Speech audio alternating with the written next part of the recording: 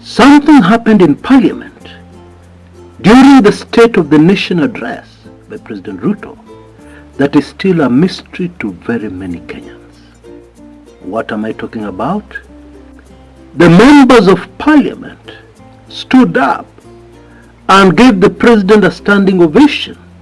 And that's not all. They screamed, they shouted, two-term, two-term. Hey, why is this a mystery? For those not familiar with Kenya and the Kenyan situation, let me explain why that was a huge mystery for most Kenyans. It was because that State of the Nation address did not sound like it belonged to a country called Kenya. Maybe it would have flown with another country like Burkina Faso or Rwanda or Senegal, economies that are doing very well right now. But that State of the Nation address, with all due respect, and let us call a spade, was not for the country called Kenya. It did not make any sense looking at the situation on the ground in Kenya today. And therefore the reaction of the members of Parliament was very mysterious.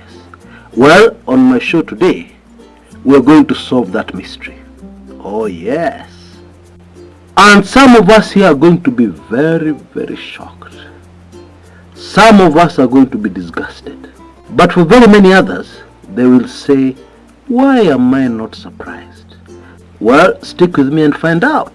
And not only that, you know, the easiest and the best way of understanding something is by simplifying it. Even using a parable or illustration, it sticks in the mind and somebody understands totally. Also on my show today, I will lay bare a solid fact, and the fact is the following. Why two-term is impossible. Apologies to supporters of this regime, but here on this channel we analyze politics and we speak the truth and we explain why we are saying what we are saying. And I'm very sure if you hear me out, you will totally agree with me that two-term is impossible. Okay, there are very good reasons why. Karibuni sana to my show. Make sure you enjoy. Twende kazi.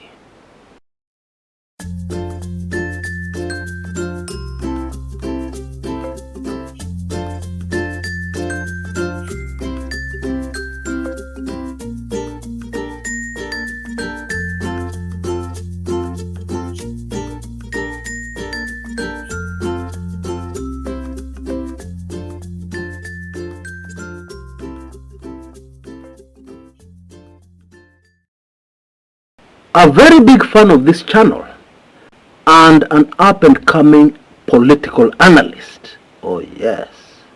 It reminded me of something yesterday that I had forgotten. And of course this information is in the public domain. Retired President Emilio Stanley Mwai Kibaki would never miss anything on television featuring President Uhuru Muigai Kenyatta. Okay? He would sit down and listen keenly and watch President Kenyatta very keenly. And we are told most of the times he would beam with delight and satisfaction. Now, I know many people don't know this, but Emilio Stanley Mwai Kibaki was the godfather, those in the Catholic faith know what I'm talking about, was the godfather of Uhuru Kenyatta almost from the day he was born. Sometimes in this life some things happen, which if you were to put it in fiction, it would make the fiction unbelievable. But that is the truth. Because what happened in this case, Godfather handed the presidency of the Republic of Kenya to his godson. That is really what happened in 2013. Something else, it is also Emilio Stanley Mwai Kibaki who named the toddler who had just been born to President Jomo Kenyatta And Mama Ngina Kenyatta, he's the one who named that toddler Uhuru. Okay? And so you hand over the sword of authority to the baby you held in your arms and gave a name. That story is very significant because that is the only time in Kenyan history that that part of the transition has gone well. Okay? Of course, founding father and the first president of Kenya, Mzee Jomo Kenyatta, did not live to see his successor sit in office, the office of the presidency. However, Moi himself handed over power to Kibaki, at Uhuru Park, as Kenyans threw all kinds of things at Moi. Very happy that Moi was going. And even as Kibaki people were telling Moi, go back to Kabarak, where your farm is, but make sure you sit close to the TV so that you watch and see and observe, and take notes. That last part I added, and see how a government is supposed to be run. But that is not what happened. Because in the first few months of the Kibaki administration, I'm sure Moi laughed a lot. He had a lot of fun. Oh, Moi must have enjoyed himself as Kibaki and his allies tripped over themselves, had no idea of how to handle a stable government, until they humbled themselves and went back to the same Moi and told him, please, help us. Help us. How do you run a government in Kenya? That is exactly what happened. And now fast forward to the present. Oh, I love how history repeats itself. Uhuru Muigai Kenyatta, as he was leaving office, was being told by some people, Maliza uende. Finish and go. You can't go fast enough. We're going to have a better government, more efficient. We're going to do more things than you did. Hurry up and finish your term and go. We're sick of you. That is what many Kenyans said to Uhuru Kenyatta. Now, isn't it true that Uhuru Kenyatta has had a lot of fun watching the William Samoei Ruto administration? Don't you think? Don't you think he has laughed a lot in front of his TV? Don't you think he has been thoroughly entertained watching how the Ruto administration is working? And indeed, it would have been a superb, very entertaining comedy if we're not dealing with real life here, and Kenyans suffering, and Kenyans reaching the end of themselves. Had that not been in the equation, this has been totally hilarious and entertaining. And in summary, we can say with confidence that the office of the Presidency of the Republic of Kenya has sunk to its lowest ever. Okay? It's a joke. That's the truth. And the State of the Nation address, was also a very big joke. And would only have made sense to those people who have never been to Kenya. In fact, those people who don't know the difference between Kenya and Mount Kilimanjaro. And those who think that Kenya and Nigeria are the same country. Oh yes, there are people in the world who believe that. Believe it or not. I've come across them. Myself, maybe for those people, it would have made sense.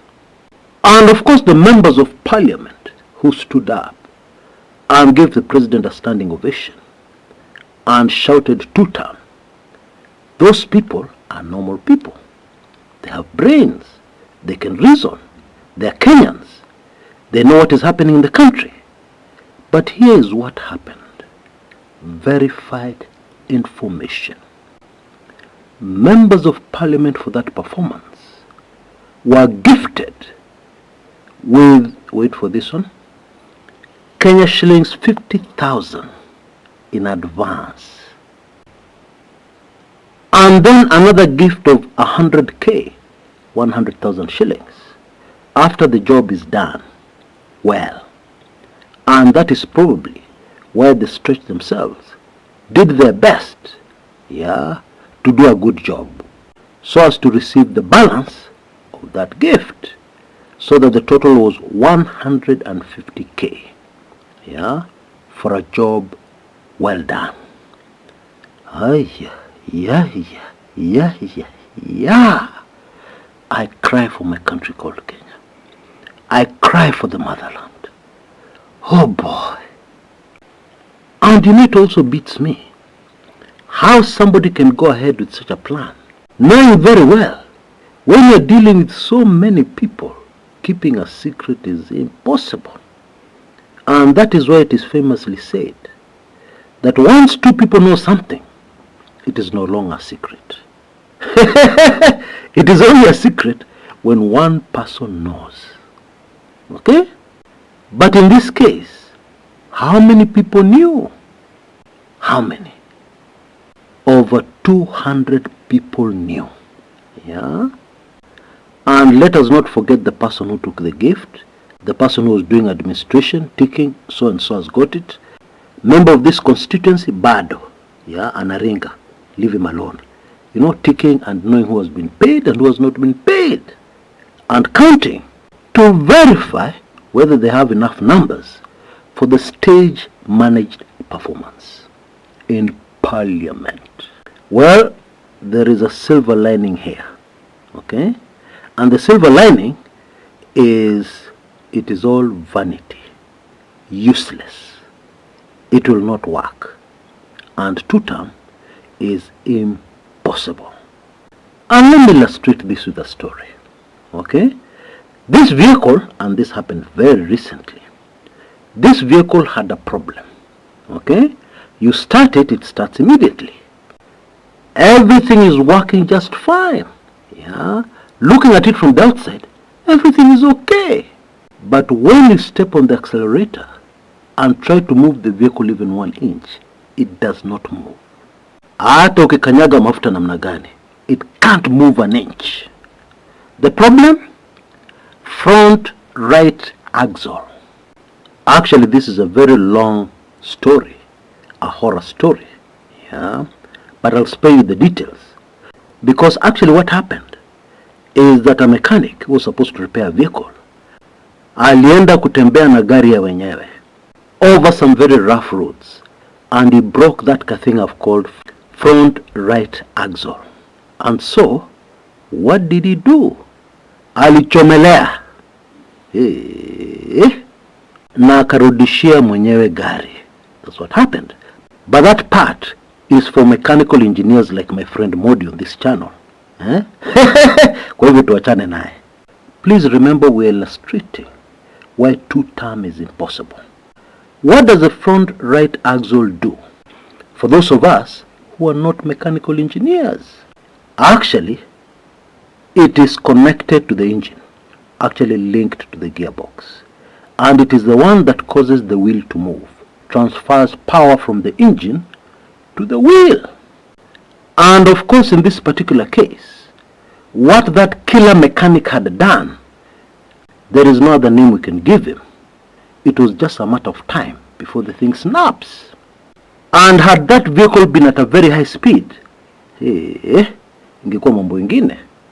And so President Ruto's campaign for a second term, the performance in Parliament, the perception games, is that vehicle. It looks very smart on the outside. Everything is working. You put the key on the ignition, it starts immediately. No problem. But it can't move an inch. Why? Front right axle. President Ruto's campaign is missing a front right axle.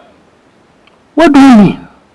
You know, in any subject, if you don't grasp the basics, every other knowledge you have is useless. Okay? And this is the same in politics. The basics of politics, very simply put, from the beginning of time, is that if the people don't want you, and the people don't want you are in the vast majority, you are finished. Even if you have guns and tanks and so on, you are finished. Even with the army, you are finished. From the beginning of time. Now, I don't know why so many young analysts can't understand this very simple, basic thing about politics. Let me give you a very quick example. And this was not even a democracy. Yeah, just to emphasize the point. When King Solomon passed on in the Bible, power was transferred to his son. Yeah, I believe it was called Rehoboam or something like that. And this new young king, when he got power, people sent a delegation to him to ask him, how are you going to rule us? And the answer he gave them, trying to sound tough, telling them that he's going to be tougher than his dad, that thing finished him politically. And the result of that one single political blunder was that Israel was divided into two countries. And this blundering king ended up with only two tribes, his own and another one. All the other tribes went away and formed their own separate country. The basics of politics. To spell it out even more clearer, when the vast majority of people don't want you, as a ruler, you have reached a point of no return, no recovery. You cannot come back from that one. You can't. Impossible. Okay? And it is only a matter of time. Election or no election, rigged election or no rigged election, it is only a matter of time before you have to leave that office, before the situation becomes impossible for you. Those are basics of politics. Front right axle. The car is smart, everything is okay, but it can't move even an inch, even half an inch. Of course you can play your perception games until the cows come home. You can press the windows open and smile and rev the engine and pretend the car is okay. You can even flash the lights, use the wiper. But the second somebody gives you a very simple challenge, please move that vehicle a bit. Please move it to here where I'm standing, right in front of the vehicle. Just 2 feet. Just move it nione. That is the end of the con. And now I'm sure you'll understand me. You'll understand that Kumekucha has not become proud. I've always been humble. Kumekucha is not arrogant. When you hear him say that he can't stand any 2027 presidential analysis, yani zimemfika kwa koo. They're annoying. Because to do that analysis, you have to ignore the basics of politics. And I suspect more and more Kenyans are getting it. Yeah. Have you noticed how Raila politics is not with us anymore? He passed on. But Raila politics is still dominating. Those analyses are dominating. That's all people are talking about. 2027, fewer and fewer people are talking about that. I think a lot of people are getting it. Anyway, that's my opinion. Maybe I'm wrong. And by the way, the front right axle of this vehicle, if it is in Kenya, it has not yet been found. Okay? And modifications, you do them at your own risk. Because this is a key part, vital part, critical part of a vehicle. Okay? You know there's some accidents in Kenya. We don't do any forensic science to analyze accidents. But there's some accidents in Kenya, I suspect many accidents that happen because you went to your mechanic, he told you the part is not available or it is too expensive, and you told him, wewe weka kitu niende bwana. If it works, ni sawa. Wewe weka niende. Because people did that. How sad. And very unfortunately, in our case, for those who want to continue looting the country at the speed of light, very unfortunate for them, a modification cannot work in this case. The vehicle will still not move. Okay? The vehicle of their campaign and what they want to do to remain in power will not work. That vehicle will not move an inch. Hata ulete modification kutoka wapi, it won't work. I'm sure you'll be very happy, delighted, yeah, at least most of us, to discover that my offer on my latest highly sensitive special report has been extended by public demand. Yeah, people are saying kumekucha bwana, sisi ni watu wa mshahara, tupatie muda kidogo. And it would be very shameful and very funny if I'm talking all the time about listening to the people and then here I ignore them. Yeah, especially for the sake of my image, for example. So please take full advantage of this extension. You can see details on your screens right now. For only Kenya shillings 1,999, you will get that very detailed special report that has ruffled quite some feathers. I've spoken about that in a previous video. Oh yes, because it is too detailed. It gives evidence. It even gives dates when this happened and that happened, which led to this, etc., etc. Make sure you don't miss it. And of course, you can still go for the annual golden key, which will be able to give you access not only to this special report, but to everything else kumekucha for a whole year. You can see details on that on your screens right now. And then for regular kumekuchans, yeah, you can maliza kila kitu by getting the permanent golden key. You can see details on your screens right now. For only Kenya shillings 6,555, you will never ever need to pay for anything kumekucha. Special reports, documentaries, even some on business, past special reports, future special reports, future products, etc., etc. Everything. You'll have the golden key, a real golden key that will give you access to everything. Please move with speed. Yeah, it's just a few days and then we have to bring this to a close. Until next time, this is Chris Kumekucha.